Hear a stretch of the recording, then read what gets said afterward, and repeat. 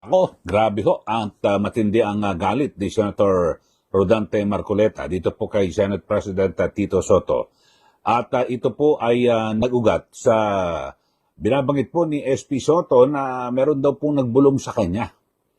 At na may nag-edit sa sworn statement o yung sinumpaang salaysay ng kontraktor, no? Mag-asawang kontraktor na Diskaya, si Curly at Sara Diskaya. At hindi po matanggap. Sabi ho ni Senator Marcoleta, hindi ko matanggap yan, ganyan na kanyang paratang.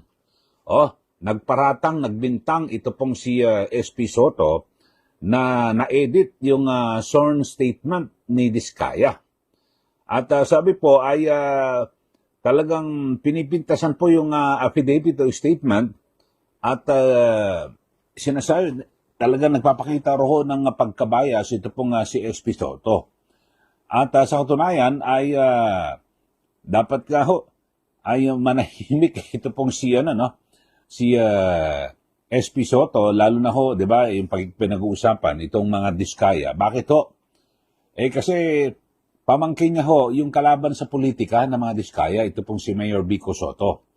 At ang question nga ho ni Senator Marcoleta, bakit sa Congress, sa House of Representatives, ay pinayagan ito pong si Vico Soto na humarap sa pagdinig at wala namang binigay na na kung anong kumbaga sa wala namang state na na magtitestigo o magdidiin ebidensya laban po kay Diskaya, kundi nagbigay lang po ng pahayag at binira ito pong mga Diskaya na kanyang kalaban sa politika.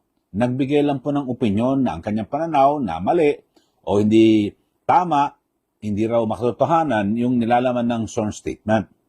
So, yun po, at talagang grabe ho, di ba, nung nakaraan ay nagkaroon po sila ng debate sa plenaryo, diyan po sa Senado.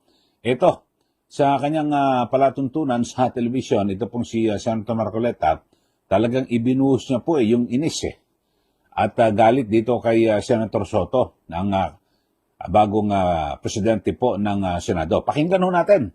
Ito, medyo mahaba-haba ito pero malalaman po ang binabanggit ni Senator Rodante Marcoleta hinggil sa kanyang pagkainis at sama ng loob dahil sa yung mga paratang po ni Senate President Soto na inedit daw yung sworn statement. Ito, panoorin at pakinggan niyo ho. Mga kababayan, ito ang pahayag ni Senator Rodante Marcoleta. Sinasabi ng aming bagong Senate President, meron daw nagbulong sa kanya na inedit daw yung sworn statement. Isa pa yun. Ito ang medyo, medyo mabigat na tanggapin yung pagpaparatang na gano'n. May bumulong daw na taga Blue Ribbon Committee. Paano kaya kung malaman niya ang katotohanan na hindi naman alam nung Blue Ribbon Committee na mayroong sworn statement na lalabas nung araw na yon. Yung sworn statement na yon, direktang ibinigay sa akin. Opo. Hindi alam ng Blue Ribbon Committee. Paano mong sasabihin na inedit? Sino mag-e-edit? Diretsong pumunta sa akin. Yun pa. Ako nag-edit. Yung araw na yun, binigay, magsisimula na kami. Doon mismo sa hearing. Hindi naman doon sa hearing. Basta kailangan. Sa araw ng hearing. Ilang oras na yung bago kailangan makuha ko. O pagkatapos sasabihin nila, merong nag-edit. Ito yung nakikita kong parang hindi na tama Kung mo ba sinabi niya na congressman ang naging kasama niya, naka-transact niya, ibig sabihin hindi na totoo? Kung mo ba wala siyang sinabi na senador, hindi na totoo yung sinabi niya? Doon sa House of Representatives, kung titingnan ninyo, ang pinaniwalaan naman nila, ang gustong papaniwalain, ay yung sinasabi naman Nung Bryce Hernandez na pumunta naman sa amin. Nakikita mo, sinasabi nila na hindi kanya totoo yung sworn statement ng mga Diskaya. Opo. Bakit nila pinresent yung Mayor Vico ng Pasig? Hindi ba dahil sa kalaban niya yon? Ano naman nung aming presidente na Senado ngayon, yung Vico Soto? Hindi ba pamangkin niya? Pamangkin, yes po. O di may politika dito, hindi ba? Kaya mo lang ba sinasabi, kaya mo dinidiminish yung value nung Diskaya. sworn statement na yon dahil kalaban siya ng pamangkin mo sa politika. Kung ako siguro, dapat hindi ako magkukomment sa bahagi na yun Opo. Sapagkat kalaban ng aking pamangkin ito. Oho. Hindi siguro magre-recuse siguro ako Hindi ikaw ang magbo-volunteer na palagay ko inedit ito. Aha. Sa aking palagay, maraming butas ito. Hindi ka dapat magsasabi ng ganon sapagkat magiging bias ka. Dahil kalaban niya ng pamangkin mo. Sa politika. Itingnan mo na lang.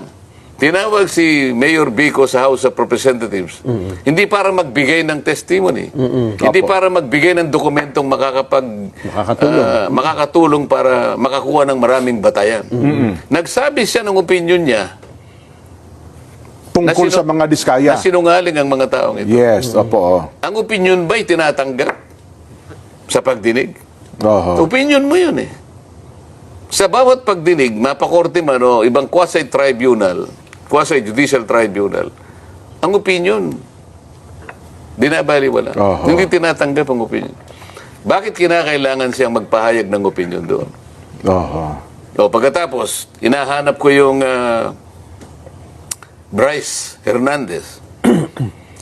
Kasi pinahiram sa House of Representatives at doon ay tumistigo. O ba't hindi na sinuli? Opo. Tinanong ko yun. Sabi ko, Mr. President, bakit hindi sinuli sa atin? Hindi ba? Ito yung sulat mo. Babasahin ko sa'yo. Opo. Oo. Paihiram ko sa inyo. Sabi niya, pero pagkatapos ng hearing ninyo, ibalik ninyo ng madali, Opo. ligtas, dito sa Senate. O ba't pinanatili mo ka ako sa Quezon City QCPD Sa Krami. Sa Krami. Sa Sa Krami. detention center. Opo. sa Krami? Bakit Custodial ganun? center. Nag-request sa akin si Speaker Teka muna. Opo. Yun na yung napanood namin na nagkaroon ng viral ngayon sa social media. Bakit pag na-request ni Speaker, sabi ko, sumusunod ka sa Speaker? Pero yun naman daw po kasi siya, na-request ng Bryce sa Kongreso. So bilang puno ng Kongreso, siya naman ata. Sino ba ang dapat magpasya kung saan siya madidetain? Si, Yung nakontempt? O yung otoridad na nag-contempt? yung nag-contempt. Kayo, nakastanding yung contempt order ng Senado. Hindi ka Opo. pwedeng mamili kasi ikaw ay nasa legal custody ng Senate. Nanganganib daw po siya doon, Sen. Kaya kapag hindi mo siya sinuli, binibigyan mo ng credentials sinasabi niya. Ayun. Sa mga tweet, sabi ko, ang hindi ko kayang tanggapin, kaya hindi mo siya masoli dito, naniwala ka na nanganganib siya dito Senado. Tatanggapin ba natin yan? Tayo Senado hindi natin kayang proteksyonan. Opo. Ito ngayon ang problema. Sabi ko, medyo madidisgrasya ang integridad ng ating inquiry dito pag gaganyan.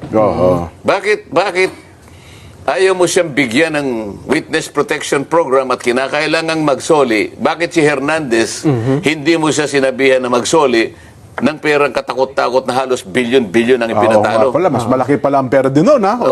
Bakit ganun? Ang daming sasakyan din nun. Nakikita nyo ba ang pagkakaiba ngayon? Pagka nandun sa House of Representatives, kagyat na bibigyan ng witness protection kahit hindi siya magsoli. Kaya diskaya, kailangan magsoli ka muna. Tingnan po ninyo ang pagkakaiba. Yun, napakinggan nyo naman mga kababayan. At sabi nga nagtataka itong si Senator Marcoleta, parang bakit yung parang merong pagkiling halimbawa, katulad rito kay Bryce Hernandez. Pinahiram yan ng Senado, dyan po sa House of Representatives para magsilbing testigo sa hearing. Tapos, iba po yung pagtrato At ni SP Soto at parang, yun nga, bakit yumukod? At sumusunod, ito pong si SP Soto kay House Speaker Martin Romualdez. Nang sabihin lang na ayaw ni Bryce Hernandez na bumalik sa Senado. So, nag-request daw. Inamin kasi ni SP Soto na tumawag sa kanya. Itong si Speaker. Sabi ni Senator Marcoleta, bakit ka susunod sa Speaker? Hindi mo naman sa boss. Yun ho. So, yan po yung mga issue na pinag-uusapan. At ang pinagtataka ni Senator Marcoleta, siguro naman napakinggan nyo, na parang may pagkiling kapag kay Diskaya, dapat magsole. Ito yung pinag-uusapan dito na bago ka maging state witness, ay dapat magsole ng sinasabi mong ari-arian. Hindi pa nga, wala pa sa sa level na ganyan, sabi po ni Senator Marcoleta, hindi pa dapat pag-usapan. Ang importante, maprotektahan sila, walang talaga manggugulo sa kanila, sa bahay nila, yung Bureau of Customs, BIR, AMLAC, etc.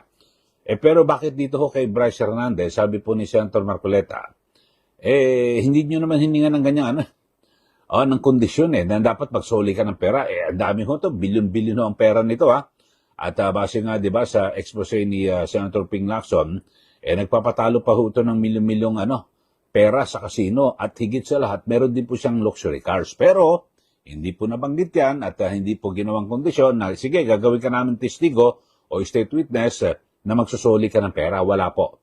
So, sabi po ni Senator Marcoleta, bakit dalawa ang pagtingin? May kinikilingan. Sa mga Diskaya, dapat magsoli. Dito kay Bryce Hernandez, walang binanggit. Yun lang. So, inaasahan natin, mga kababayan, na lalong lalala at iigting pa itong banggaan sa pagitan ni Senator Marcoleta na ngayon po ay nasa minority black. Pero yung minority black ko nila medyo malakas ho yan. Siyam mo sila. Malaki-laki ho yan. At samantalang yung majority na 15, sabi nga ho mismo ni Senator Ping Lacson, masyadong manipis. At anytime, kumbaga sa malaki ang tsansa o may panganib na pwedeng agad na magkaroon po ng kudita sa pamunuan ni SP Chis Escudero. Kaya po, ano po masasabi nyo rito sa mga inihayag at binanggito ni Senator Marcoleta na parang, di ba, yung mga aksyon ni SP Soto at di ba, yung kanyang pamangkin, umatin doon sa House of Representatives, yun ho, at nagbigay ng opinion, pinayagan. Tapos yung parang ang pagtingin sa Diskaya, dapat magsoli ka, pero kay Bryce Hernandez, wala. Ayun. Sige, kayo na po bahala, mga kababayan. At magbigay na po kayo ng comment. Sa mga bago lang po